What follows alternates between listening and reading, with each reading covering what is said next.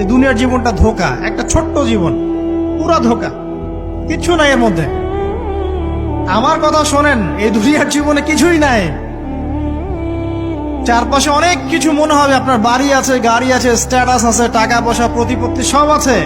আদতে আপনি একা, আদতে আপনাকে একাই কবরে যাওয়া লাগবে, একাই আল্লাহর সাথে হিসেব নিকাশ দিতে হবে। কেউ নাই সাথে, আমাদের সাথে কেউ নাই। কিন্তু আপনি মনে করছেন যে সেলিব্রিটিজম, বড় আমি পলিটিক্যাল নেতা হয়েছি, আমাকে সবাই চেনে, আমি ইকোনমিক সেক্টরে লিড দেই, রাষ্ট্রকে লিড দেই, আমি ধর্মতাত্ত্বিক ক্ষেত্রে লিড দেই, আমাকে দেখলে মানুষ বাহবা দেয়, ইত্যাদি ইত্যাদি।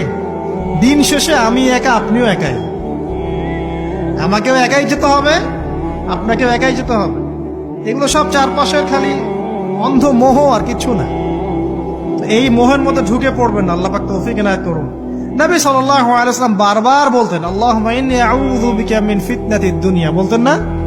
হে আল্লাহ, আমি এই দুনিয়ার ফিতনা থেকে তোমার কাছে আশ্রয় প্রার্থনা করছি। ওয়া ইন্নী আউযু বিকা মিন ফিতনাতিন নিসা, আমি মহিলাদের ফিতনা থেকেও আশ্রয় প্রার্থনা করছি। আরো দোয়া করতেন, আল্লাহুম্মা ইন্নী আউযু বিকা মিন আযাবিল কবর, হে আল্লাহ, আমি কবরের আযাব থেকে আশ্রয় প্রার্থনা করছি। ওয়া আযাবি জাহান্নাম, জাহান্নামের আযাব থেকে আশ্রয় প্রার্থনা করছি। ওয়া মিন ফিতনাতিল মাহইয়া ওয়াল মামাত, জীবন মৃত্যুর ফিতনা থেকে আশ্রয় প্রার্থনা করছি। ওয়া মিন শাররি ফিতনাতিল মাসিহিদ দাজ্জাল, এবং দাজ্জালের ফিতনা থেকে আশ্রয় প্রার্থনা করছি।